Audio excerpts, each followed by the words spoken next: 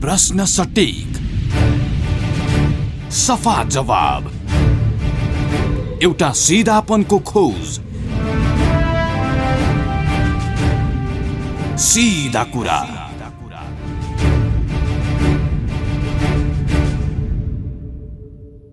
नमस्कार, कार्यक्रम सीधा कुरामा स्वागत छ। म कृष्ण तिमल Sinha. Capital FM 92.4 megahertz Kathmandu, पूर्वी नेपालमा रेडियो सारङ्गी 101.3 मेगाहर्ज मोरङ, पश्चिम नेपालमा रेडियो सारङ्गी 93.8 मेगाहर्ज पोखरा लगायत देशका विभिन्न एफएम स्टेशनबाट एकैसाथ प्रसारण भइरहेको सीधा कुरा तपाईँ www.cfmaudio.com र www.radiosarangi.com बाट संसारभर एकैसाथ सुनिरहनु भएको छ। आज हामी नेपालको राजनीति, नेपालको समृद्धि, नेपालको स्थायित्व, नेपालको विकासका सन्दर्भमा, परिवर्तनका सन्दर्भमा छिमेकी राष्ट्रहरूको चासो, सरकार, संलग्नता र भूमिका केन्द्रित संवादमा रहनेछौँ। विशेष गरी चीनका राष्ट्रपति सी जिनपिङको आसन्न नेपाल भ्रमण, जसको तयारीका लागि चीनका विदेश मन्त्री वाङ यी यही आइतबार नेपाल आउने निश्चित भएको छ। वाङ यीको नेपाल भ्रमण चीनिया राष्ट्रपतिको सम्भावित नेपाल भ्रमणको, आसन्न नेपाल भ्रमणको तयारीका रूपमा हेरिएको छ। त्यस्तै भारतका राष्ट्रपति, प्रधानमन्त्री समेत नेपाल आउने गृह कार्यमा रहेको समाचार परराष्ट्र मन्त्रालयका अधिकारीहरूले सार्वजनिक गरिराखेका सन्दर्भमा यसले नेपालप्रति छिमेकी मित्र राष्ट्रको चासो, सरोकार, रुचि र महत्त्व कसरी, कुन रूपमा, केका लागि बढिराखेको छ भन्ने एउटा जिज्ञासा स्वाभाविक रूपमा उठाइराखेको छ। अनि यही जिज्ञासाका बिचमा अमर भूषणको एउटा किताब आएको छ, इनसाइड नेपाल, जसले नेपालको राजनीतिमा भारतको भूमिका कति, कुन तहसम्म देखिएको छ, निर्वाह भइराखेको छ भन्ने एउटा प्रारम्भिक सङ्केत हो। त्यो प्रारम्भिक नभनौँ, यसभन्दा अगाडि यस्ता अध्यायहरू धेरै जोडिएर आएका छन्। समग्रतामा यिनै प्रसङ्गमा आज हामी जोडिएर राष्ट्रिय राजनीतिको विश्लेषण गर्नेछौँ। राजनीतिक विश्लेषक जैनेन्द्र जीवन टेलिफोन सम्पर्कमा हुनुहुन्छ। जैनेन्द्र जीवनज्यू, स्वागत छ यहाँलाई। हजुर, धन्यवाद। राष्ट्रिय राजनीति, यो स्थायी सरकार आइसके पछाडि, संविधान कार्यान्वयनको चरणबद्ध श्रृङ्खला सुरु भइसके पछाडि तपाईँसँगको मेरो पहिलो संवाद रेडियोमा यो कति गइराखेको छ, राजनीति कता गइराखेको छ? हामीले केही दिन अगाडि भारतका केही संस्करणहरू, केही पुस्तकहरू, केही अनलाइन समाचारहरू पनि हेऱ्यौँ। राजनीतिक नेतृत्वको क्रिया प्रतिक्रियाहरू पनि हामीले बिचमा त्यही रहका प्रमुखको नेपाल भ्रमणको पेरिफेरीमा सुन्यौँ। मोदीदेखि भारतका राष्ट्रपतिसम्मको नेपाल भ्रमणको कुरा आइराखेको छ। चीनका राष्ट्रपतिको नेपाल भ्रमणको तयारी भइराखेको छ। आइतबार विदेश मन्त्री नेपाल आउने भनिराखेका छन्। यो चासो, सरोकार, स्थायित्वको लागि हो कि समृद्धिको लागि हो कि विद्यमान राजनीतिक अध्यायको परिवर्तनका लागि हो कि के का लागि भइराखेको छ?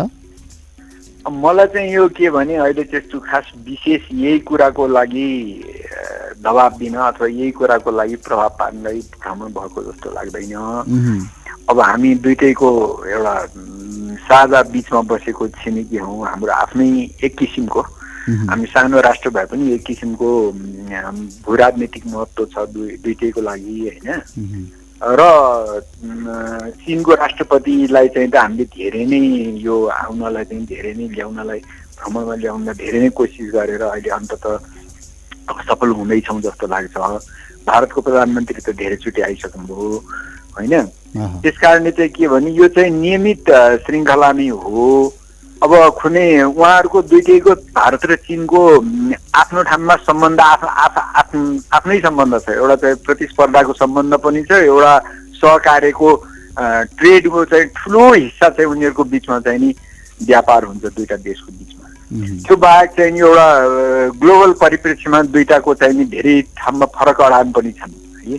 त्यस कारणले चाहिँ के भनेदेखि दुईटा एक किसिमले प्रतिस्पर्धी राष्ट्रपति पनि हुन्। त्यस कारणले अब यो के भनेदेखि त्यसमा चाहिँ हामीले धेरै भूमिका खेल्न सक्ने, खेल्ने ठाउँ पनि छैन, हामीले खेल्नु पनि हुँदैन उनीहरूको प्रतिस्पर्धामा। जस्तो अब हामीले एउटा BRI-कै कुरा गरौँ न, बेल्ट एन्ड रोड इनिसिएटिभ जुन चाइनाले लिएको छ, त्यो हामीले आफ्नो फाइदाको लागि नै त्यसमा सामेल भएका हौँ, होइन? त्यस कारणले चाहिँ के छ भने, तर त्यो सामेल हुँदाखेरिमा अरू कसैलाई बाधा नपर्ने गरेर हुनु पर्थ्यो। अब त्यो हुने पनि त्यही हो, त्यो एउटा इकोनोमिक कोलाबोरेसनको, इकोनोमिक कोअपरेसनको फोरम हो, कुनै राजनैतिक सैनिक गठबन्धन होइन। र त्यस कारणले त्यो अब भारतले त्यसमा जोइन नगरे तापनि हामीले जोइन गर्दा रिसाउनु पर्ने कुरा पनि केही छैन। त्यस्तै उता इन्डो पेसिफिकको कुरा आइरहेको छ। अब त्यसमा चाहिँ नि नेपालको संलग्नता अनेक भनिन्छ। अब हामीले केही पनि आफू संलग्न हुन नगइकन हामीलाई पनि चाहिँ नि आइडियोस जस्तो गरेर अरूले भनेका छन् भने त्यसमा अहिले त्यसलाई चाहिँ खास गरिकन DRI को प्रतिस्पर्धीको रूपमा नै त्यो आएको हुनाले र त्यो हामीसँग सरोकारको हिसाबबाट हाम्रो स्वार्थको हिसाबबाट DRI भन्दा चीनभन्दा अलिक टाढा भएको हुनाले हामीले त्यसको सट्टा हामी DRI को चाहिँ नि ग्रुपमा सामेल हुन लागेका हौँ। हाम्रो राष्ट्रिय हितहरू यसरी हुन्छन्। अहिलेको दुवै मुलुकसँग हाम्रो आफ्नै किसिमको सम्बन्ध छ। विशेष त भारतसँग त अब हाम्रो ज्यादै नै निकटको आश्रितको सम्बन्ध छ होइन। धेरै कुरामा हामी चाहिँ नि निर्भर छौँ भारतमाथि, परनिर्भर छौँ। बाध्यता पनि छ एउटा, जतिसुकै उसले ब्लकेट लगाए पनि जे गरे पनि पछि गएर चाहिँ हामीले चाहिँ के भनेदेखि चाहिँ नेगोसिएसन गरेर अथवा अनेक किसिमको चाहिँ उ गरेर आफ्नो हक हासिल गरिकन छाड्ने र उसँग सुमधुर सम्बन्ध कायम राख्ने। त्यो चीन पनि हाम्रो महत्त्वपूर्ण ठुलो छिमेकी हो र चीन हामीलाई चाहिँ नि ठुलो सहायता दिने देश पनि हो। त्यसमा उसँग पनि सुमधुर सम्बन्ध राख्नु हाम्रो हो। त्यस कारणले चाहिँ अब अहिले चाहिँ यो समृद्धिकै लागि भनेर कोही आउनु लागेका पनि होइन। हेर्नुहोस् अब संविधानको चाहिँ नि संहिताको कार्यान्वयन क्रमशः हुँदैछ। त्यो आफ्नो ठाउँमा सरकारको सबै काम सुस्त जुनसो छ त्यो हामीलाई सबैलाई थाहा छ। त्यसमा विदेशीले आएर गरिदिने पनि केही होइन नि। हेर्नुहोस् है, र विदेशीको भूमिका पनि यतिखेर देखिएको छैन। जतिखेर राजनैतिक परिवर्तनका कुराहरू हुन्थे त्यतिखेर विदेशीको भूमिका अलिकति बढी थियो होला। अब अहिले चाहिँ खासै विदेशीको भूमिका पनि त्यति देखिएको छैन। त्यसैले यसलाई एक किसिमको नियमित भ्रमण हो र यो भ्रमणबाट हामीले सधैँको चाहिँ अधिकतम के लाभ लिन सक्छौँ भन्ने सोच्नुमै हाम्रो चाहिँ हुन्छ। हल्लाको पछि लाग्ने चाहिँ काम छ जस्तो मलाई लाग्दैन। नियमित हल्लाका अघिल्तिर राष्ट्रिय राजनीतिमा चलिराखेका हल्ला र उठिराखेका तरङ्गलाई चाहिँ के भन्ने त? अब उदाहरणको लागि जस्तो प्रधानमन्त्रीको पहिलो सिङ्गापुर भ्रमण पछाडि प्रधानमन्त्रीले संसदमा बोलेका कुरा, पुष्पकमल दाहाल प्रचण्डका अभिव्यक्ति, सरकारको मन्त्री परिषदको बैठक लगत्तै सञ्चार मन्त्रीका क्रिया प्रतिक्रिया, बालुवाटार बैठकको आशय, त्यस्तै पछिल्लो समयमा भारतका केही सञ्चार माध्यमले रका पूर्व निर्देशक अमर भूषणको किताबमा जोडिएका केही सन्दर्भहरूलाई महत्त्वका साथ सम्प्रेषण गरिराखेका घटनाक्रम केही स्वाभाविक रूपमा सामान्य रूपमा आइराखेका घटनाक्रम भन्ने? अब यसमा यसो हुन्छ कि अब पहिले उहाँहरू चाहिँ नि अहिलेका प्रधानमन्त्री भन्नुहोस् अथवा चाहिँ सबभन्दा धेरै चाहिँ प्रचण्ड चाहिँ नि विदेशमा भारतका चाहिँ सुरक्षा एजेन्सीहरूसँग भेट्न जान्थे। त्यो भेट्नका लागि यहाँ चाहिँ सुरक्षित नहुने सबैले थाहा पाउने भनेर अलि लामै वार्ता गर्नुपर्ने अनेक थरी योजना बुन्नुपर्ने भएको नानी भनेर सिङ्गापुर जान्थे यो भनिन्छ। त्यो धेरै हदसम्म सत्य पनि हो है।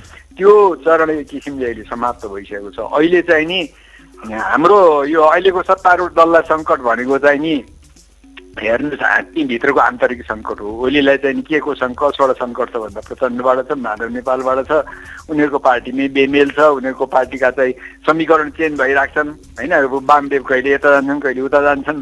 यो चाहिँ नि यो सबै कुराको उसमा अब भारतले यो बिचमा आएर धेरै भूमिका खेल्छ जस्तो लाग्दैन। अहिले चाहिँ अघि एकताका चाहिँ रहको धेरै प्रिय पात्र चाहिँ नि प्रचण्ड भनेर भनिन्थ्यो, जो होइन भन्न सकिने अवस्था पनि हामीले यसो हेर्दा थिएन। अहिले चाहिँ नि अब रहले जो गर्नु जुन समयमा गर्नु गरिसकेको छ, अहिले यो रिजिम चेन्ज एउटा प्रधानमन्त्रीलाई बदलेर अर्कोमा गर्ने खेलमा उनीहरू छन् जस्तो लाग्दैन। उनीहरूलाई जो प्रधानमन्त्री आए पनि उनीहरूको स्वार्थ, उनीहरूको सुरक्षा चासो, उनीहरूको हित हेर्दिए पुग्छ जस्तो लाग्छ मलाई चाहिँ। जहाँसम्म त्यो रहको अहिलेको त्यो किताबको कुरो छ, अब मैले त्यो पनि हेरेँ कि यसो हेर्दाखेरि हिजो भर्खर एउटाले चाहिँ नि त्यो किताबको चाहिँ नि स्क्रिनसटै राखेर ट्विट गरेको रहेछ भारतीय पत्रकारले। त्यो चाहिँ नि फिक्सन हो, यो वर्क अफ फिक्सन हो। डिस्क्लेमरमा के लेखेको छ भने वर्क अफ फिक्सन हो। यो चाहिँ नि यसमा भइदिएको घटनाहरू कुनै चाहिँ नि कसैसँग मिल्न गएमा त्यसलाई चाहिँ संयोग मानिदिनु हुन भनेर जुन डिस्क्लेमर हाल्छौँ नि हामी किताबमा त्यो हालेको रहेछ। त्यसैले त्यो केही सत्यताको आधारमा कि हामी ऐतिहासिक उपन्यास लेख्ने भन्छ नि, उपन्यास भनेर फिक्सन हो नि, उपन्यास भनेर उपन्यासै हो नि, उपन्यास भनेर इतिहास होइन होइन। जस्तो डायमन्ड शमशेरले चाहिँ नि सेतो बाघ लेखे, त्यो त इतिहास होइन नि त। सेतो बाघलाई इतिहास भनेर पढाउन थाल्यो भने त हामी खत्तम हुन्छौँ नि। त्यसमा कतिपय उनले काल्पनिक कुरा पनि राखेका छन्, कतिपय सत्यमा आधारित। त्यसैले त्यो कति सत्य हो कति होइन त्यो भन्न सकिन्न। अब रहेको कुरो के भने रहले जुन त्यति बेला गर्यो अथवा रहको कति भूमिका थियो, अब त्यति बेलाका चाहिँ जुन राष्ट्रपति भएर रिटायर हुनुभयो नि हाम्रो प्रणब मुखर्जीको कति भूमिका थियो, भारतीय संस्थापनको कति भूमिका थियो, सीताराम येचुरी बगाइरहेको कति भूमिका थियो, श्याम शरणको कति भूमिका थियो, त्यो हामी सबै चर्चामा आइसकेको कुरो हो, हामीलाई थाहा छ। त्यो एउटा हाम्रो नेपालको सन्दर्भमा त्यो दुःखद अध्याय हो। हेर्नुहोस् है, देशभित्रको परिवर्तनको लागि चाहिँ हामी चाहिँ के भनेदेखि चाहिँ नि ठिक छ, देशमा चाहिँ प्रजातन्त्र ल्याउनको लागि चाहिँ नि भारतको सहायता लियौँ, तर चाहिँ नि त्यो रहका एजेन्टहरूले भन्दैमा उठबस गर्नुपर्ने, श्याम शरणले यहाँको हरेक राजनीतिक परिवर्तन डिक्टेट गराउने, त्यो कुरो मलाई पनि मन परेको थिएन, तर त्यो सिद्धिसक्यो।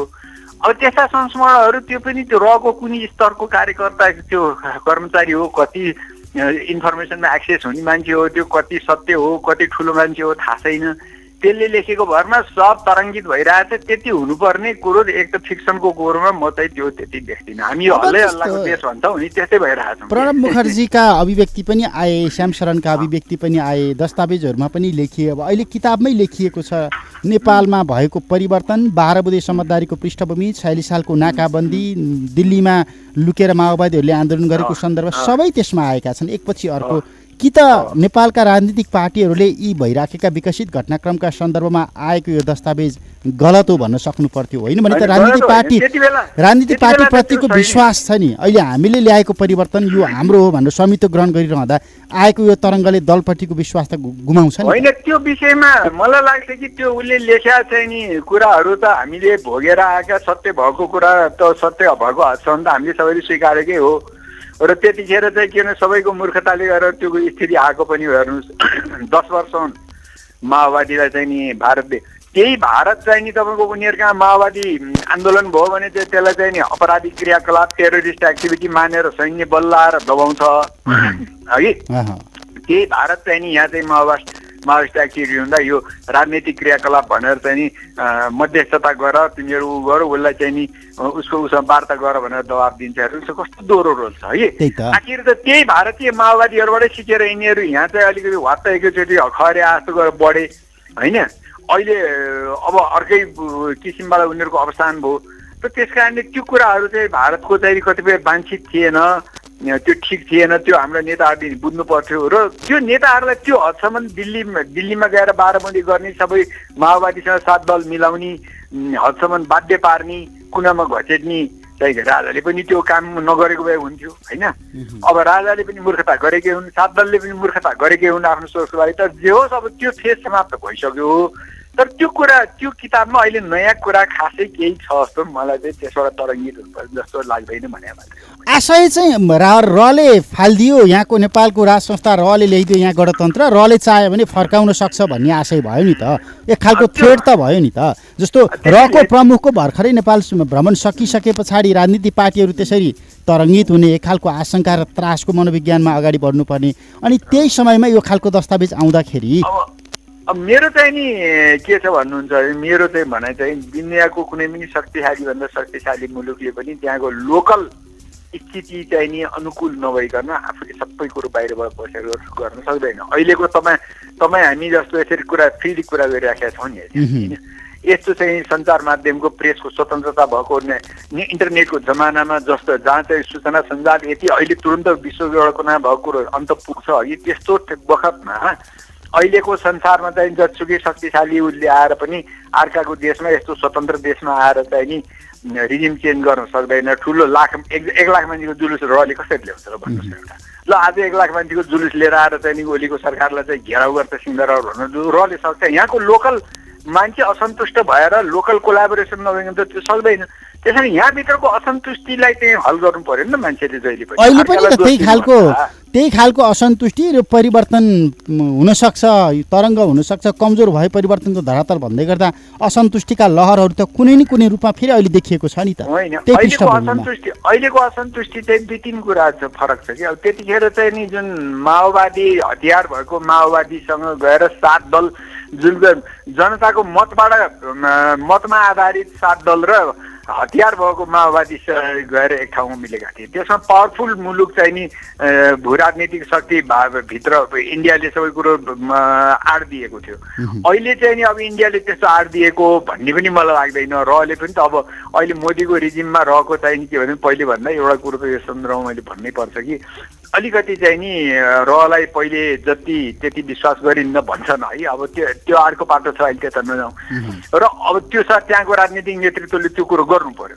अर्को कुरो त्यो स्तरको त्यो खालको असन्तुष्टि छैन। अहिलेको असन्तुष्टि भनेको यो ओलीको मजाक गर्ने बानी, सरकारी अड्डामा गएर घुस नखाई काम नहुने, सुशासन नहुने, ढिलासुस्ती हुने, सडकको खाल्टाखुट्टी नपुरिने, गतिलो काम नहुने, यी दैनिक हाम्रो चाहिँ जीविकोपार्जनसँग सम्बन्धित, दैनन्दिन व्यवहारसँग सम्बन्धित, सेवा प्रवाहसँग सम्बन्धित असन्तुष्टि हुन्। अरू नेताहरूका आफ्नै खालका सत्ता स्वार्थका कुर्सीका असन्तुष्टि छन्। अरू जनताको आफ्नै किसिमको असन्तुष्टि छ। त्यति बेलाको र अहिलेको स्थिति फरक छ। त्यति बेलाको रिजिम चेन्जको लागि चाहिँ नि ती सहायक थिए। अहिलेको रिजिम चेन्ज त्यसरी हुने पनि होइन। त्यस कारणले त्यो दुईटा कम्पेरेबल छ जस्तो मलाई चाहिँ लाग्दैन। होइन, यसको यो असन्तुष्टि सुरुमा सरकारप्रति देखिएला, प्रशासनप्रति देखिएला, राजनीतिक पार्टीप्रति जाला, राजनीतिक पार्टीप्रति समग्रमा व्यवस्थाप्रति जान्छ नि त। फेरि व्यवस्थाप्रति गए पनि अहिले मैले चाहिँ नि के भनेदेखि अब रहले अब के गर्ने, रहले कसलाई ल्याउने, अब को बाँकी छ परीक्षित भन्नुहोस् न।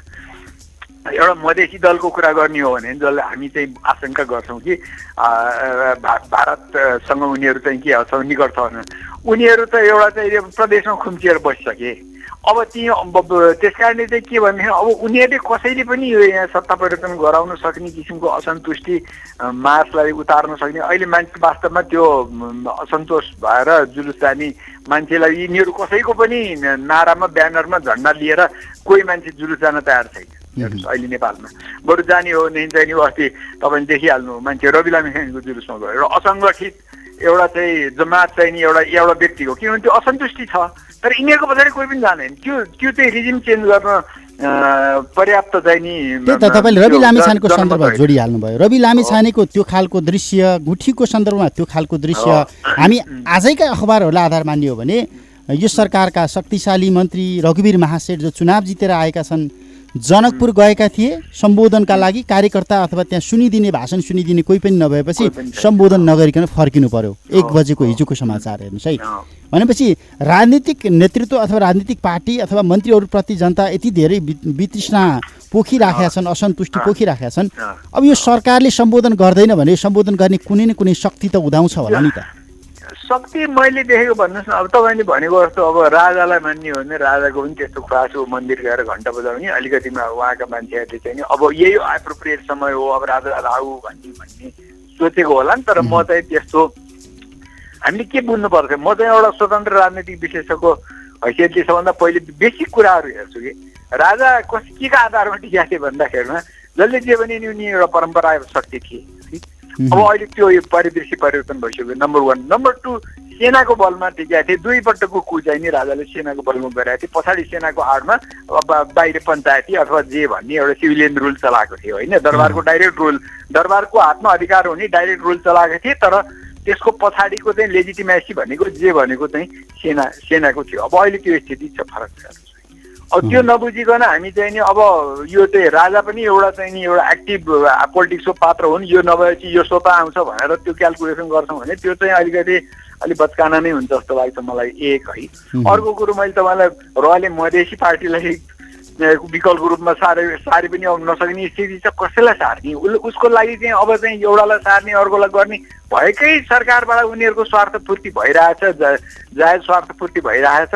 अब अरू कुरा चाहिँ उनीहरू पनि धेरै एडभेन्चरिजम नगर्ने पक्षमा छन् भने जस्तो अहिलेको राजनीतिक नेतृत्वले त्यही भनेको छ क्या। त्यो के का लागि कसलाई उठाएर किन गरिरहने, त्यसको लागि त त्यसै त हुँदैन। त्यसको लागि प्रयत्न गर्नुपर्छ, लगानी गर्नुपर्छ। अन्तर्राष्ट्रिय फोरममा चाहिँ बेइज्जती हुन्छ, अहिलेको त हल्ला हुन्छ सारा कुरो होइन। त्यस कारण मलाई चाहिँ त्यो चाहिँ लाग्दैन। मान्छेमा असन्तुष्टि छ। त्यो असन्तुष्टिको प्रकट रूप नै कहिलेको एउटा मान्छेको पछाडि एउटा जुन स्वार्थ एउटा त्यो सस्फूर्त रूपमा आइदिन्छ है। तर त्यो रिजिम चेन्ज गर्ने त्यो चाहिँ त्यो प्रकृतिको र त्यो क्षमताको हो जस्तो मलाई चाहिँ लाग्छ। अब त्यो असन्तुष्टि सम्बोधन गर्ने, सम्हाल्न सक्ने क्षमता राजनीतिक पार्टीहरूमा कुन चाहिँ फोर्समा देखिन्छ अहिले? मधेस केन्द्रित राजनीतिक पार्टीहरू नियमित महाधिवेशन गर्न नसकेर थिलथिलो छन्, विभाजनको सङ्घारमा छन्, पार्टी एकता महाधिवेशनै गर्न सकेका छैन। हामीले राजा र हिन्दू राष्ट्र बोकेर हिँड्ने कमल थापा लगायतका राप्रपाहरूको अभिगत अहिले देखिराखेका छौँ। नेपाली कङ्ग्रेसभित्र चुनाव हारिसके पछाडि नेतृत्वका सन्दर्भमा उठेको प्रश्न सम्बोधन गर्न स्वयं नेतृत्वले सकिराखेका छैन।